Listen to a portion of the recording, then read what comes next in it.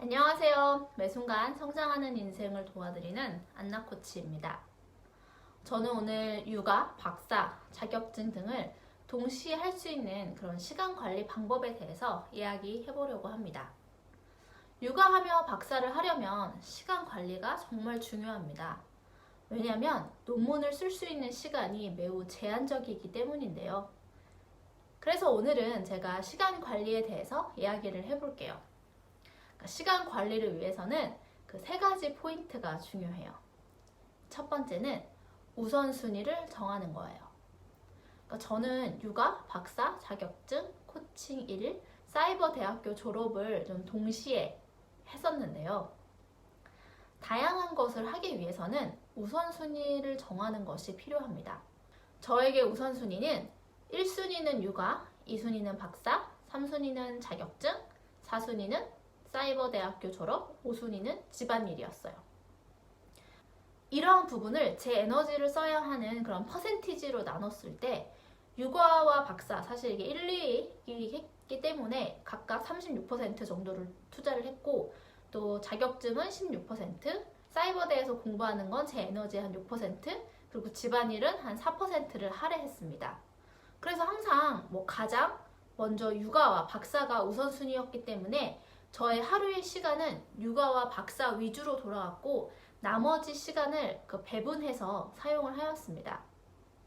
예를 들어 아이를 9시에 등원을 시키고 4시에 픽업하는 데 있어서 다른 일이 있어서 늦게 픽업한다던가 이러진 않고 딱 4시에 나가서 아이를 픽업하는 그런 시간을 딱 정해놨어요. 만약 우선순위가 정해져 있지 않는다면 이것도 해야 되는데 공부 더 해야 되니까 좀 더 늦게 픽업할까? 이래서 이도 저도 안 되는 그런 상황이 발생을 하고 좀 상황이 혼란스러워집니다. 많은 걸 이렇게 동시에 하려고 하면. 그래서 육아와 박사를 메인으로 딱 잡고 거기에 있는 시간은 딱 하루에 몇 시간 언제부터 언제까지 이거 여기에만 집중하겠다라고 딱 잡고 다른 것은 부차적이다라고 생각하면 마음의 부담도 덜 하고 위의 것들을 동시에 진행할 수 있습니다. 이런 다양한 것을 하고 싶은데 이제 모두가 메인이 되면, 모두가 주인공이 되면 내가 아프거나 쓰러지겠죠. 그래서 두 번째로 우선 나의 하루, 일주일을 좀 객관적으로 파악을 하셔야 됩니다. 저는 아이가 하나가 있는데 아이가 둘이 있는 집이 있을 수도 있고, 그리고 남편이나 혹은 와이프가 몇 시쯤에 들어올 수 있는 집인가, 회사 끝나고 7시에 들어오는 집인가, 아니면 매일 야근을 해야 되는 집인가, 재택근무를 할 수 있는 집인가 등등 각자의 상황이 다 다릅니다. 근데 그렇기 때문에 자신의 상황에 맞게 논문을 읽고 쓰는 그런 시간을 확보해야 됩니다. 아까 말씀드린 것처럼 저는 아이가 한 명이고, 항상 남편이 밤 늦게 한 10시 이후에 들어오는 것이 일상이기 때문에 좀 이런 부분을 고려해야 됐어요. 그 외의 시간을 확보할 수 있는 조건은 첫째, 아이를 일찍 재우는 것입니다. 그래서 저희 아이는 진짜 일찍 잘 때는 7시에 잘 때도 있었고요. 요즘은 한 밤 8시에 자서 이제 아침 6시, 더 빨리 일어날 땐 5시 반에 일어날 때도 많았지만 어쨌든 지금 보통 밤 8시에서 오전 6시쯤 일어납니다. 그러니까 이런 루틴을 만드는 게 중요한데요. 밤에 아이랑 저밖에 없으니까 사실 이게 가능한 것도 있어요. 아이가 8개월까지만 해도 밤 11시? 사실 12시에 잤었어요. 일찍 재우려다가도, 그러니까 저도 아이가 울면 금방 포기하게 되고 그랬었던 적이 있었거든요. 그러다가 제가 좀 일찍 재우고 싶은데 아이가 너무 우는 게 힘들어한 것 같아서 일찍 재우기 어렵다고 어떤 아는 언니한테 그런 얘기를 하니까 그 언니가 저보고 딱 이러는 거예요. 네가 힘든 게 아니고 아이가 제가 일찍 재우려고 아이를 하는 것에 있어서 아이가 우니까 내가 우는 것이 듣기가 힘들어서 내가 아이를 일찍 재우지 못했나? 라는 생각이 딱 드는 순간 그날부터 이제 한 7시, 8시에 불 다 끄고 그냥 아이를 재우기 시작했습니다. 그러니까 다음날부터 진짜 신기하게 그냥 재우니까 8시에 자더라고요. 그래서 이내 습관이 돼서 잘 자게 되었습니다. 그래서 저의 스케줄이 어땠는지에 대해서 좀 말씀을 드리면, 아침 6시부터 9시, 이때는 아이가 6시쯤 일어나니까 아이와 함께 시작을 하죠. 그래서 아이에게 간단한 아침을 차려주고 이제 남편을 깨우고 남편이 일어나서 한 40분 정도 아이를 봅니다. 그러면 저는 그 시간에 그 대학교 수업을 들어요. 온라인 수업이니까. 그리고 남편과 교대해서 또 남편은 40분 정도 다시 자신의 할 일을 보고 준비를 하고 이제 함께 아이를 어린이집에 데려다 주는 것이 약 한 8시 반에서 9시 사이가 됩니다. 아침 9시부터 오후 4시.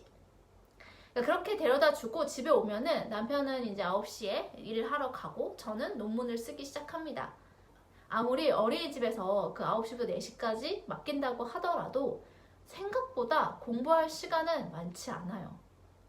그러니까 저는 하루 딱 7시간은 논문을 쓰는 시간이라고 생각을 했고요. 9시부터 4시까지 아이가 어린이집에 보내는 시간에 이제 논문을 읽고 쓰는 것에 정말 최선을 다해야 됩니다. 하지만 우리가 또 먹고도 살아야 되기 때문에 점심도 먹고 좀 쉬는 것도 포함하면 솔직히 논문을 쓰는 실제 시간은 한 5시간 30분 정도 되는 것 같아요. 오후 4시부터 8시. 4시에는 어린이집으로 출발을 해서 제가 아이를 픽업을 해서 놀이터에서 또 놀고 또 다 놀고 씻고 밥 먹이고 그리고 이제 아이랑 잠을 청합니다. 그럼 한 8시쯤 아이가 잠이 들거든요. 밤 9시에서 밤 11시. 그래서 아이가 8시쯤 잠이 들고 나면 이제 저도 한 조금 누워 있다가 밤 9시쯤 일어나서 다시 논문을 쓰기 시작합니다.